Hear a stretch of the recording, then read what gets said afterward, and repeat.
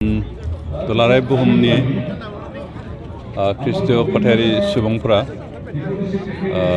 डिसेम्बरनि 25 अक्ट'खौ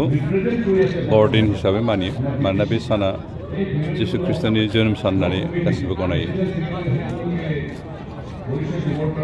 दिनै आगु बर'दिन खुंनायनि थांखियानो जाबाय उदालगुरि टाउन बा बेबायदिनो टाउन ओनसोलाव थानाय गोबां सुबुङानो क्रिसमास सानखालि थारमाने 25 डिसेम्बर खालि गाव गावनि अरिजिन गामियाव थांनानै बर'दिन जाहैयो आरो बिनिखाय जेसेबां सुबुंफोर दं बिथांमोना ज' 25 डिसेम्बर खालि ज' जानो मोना। बेनिखाय बिथांमोना गावस्रालायनायनि सिगाङावनो जिखिनि ख्रिस्ट फोथायारि सुबुंथाय बिथांमोना ज' जानानै आगु बर'दिन खुंनाय जायो आरो दिनैबो जों उदालगुरि ओनसोलाव जिहेतु गोबाङानो गाव गावनि गामिनिफ्राय फैनायबो थाफैनो बिथांमोना जाहाथे गासैबो बर'दिनखौ ज'यैनो खुंलायनो हायो बेबायदि थांखि लानानै दिनै बे हाबाफारिखौ लानाय जादों आरो बेखै जों इउपिपिएलनि गोबां मावथिफोर दं बिथांमोननि गोबाङानो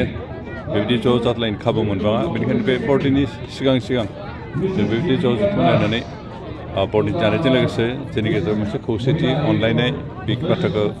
जों दिन्थिनो होननानै बे हाबाफारिखौ आयोजन खालामनाय जाबाय आरो लोगोसे दिनै बे आगु बर'दिन खुंनायनि गेजेरजों बेखै दुलाराय बुहुमनि लोगोसे बिटिआर ओनसोलनि आरो उदालगुरिनि साफ्रोमबो रायजोखौनो जाहाथे इसोरा आशीर्बाद खालामथों बेखौनो हामग्लायनाय जाबाय आरो बेनिखाय दिनै बे हाबाफारिनि गेजेरजों जों पार्टि वर्कार आरो गुबुन गुबुन जेसेबां दं ख्रिस्टियान नन ख्रिस्टियान गासैबो ज' लाफालायनानै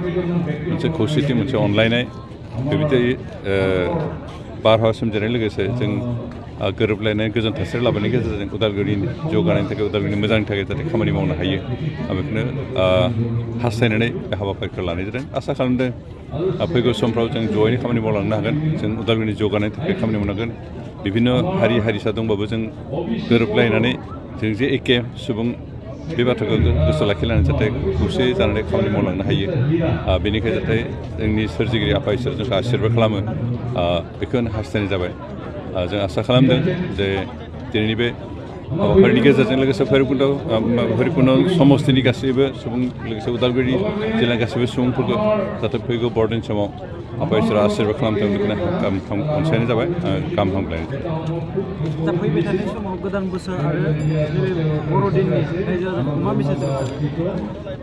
जों दिनै आगु बर'दिन खुंदों खिन्थु जा आसल बर'दिना जिहेतु 25 डिसेम्बर खालि जागोन आरो लोगोसे बिनि साननै सानथामसोनि उनावनो जोंहा गोदान बोसोर फैगोन 2023 बे बोसोरा फैगोन आरो बेनिखायनो बे समाव आं बेखौनो दुलाराय बुहुमनि लोगोसे दुलाराय बिटिआरनि साफ्रोमबो रायजो राजानो बोसोर गोदाननि मुङै आरो बर'दिननि मुङै गाहाम अनसायनाय बावनाय जाबाय। आफा इसोर जों साफ्रोमबो मोजाङै बोर होथों मोजाङै थांना थानो होथों गासै खैफोदनिफ्राय बासायथों आरो जों गोजोन थासारिनि गेजेरजों थांना थानानै हारिनि समाजनि जातिनि ओनसोलनि जौगानायनि थाखाय खामानि मावनो हाथों बेखौनो आं हास्थायबाय।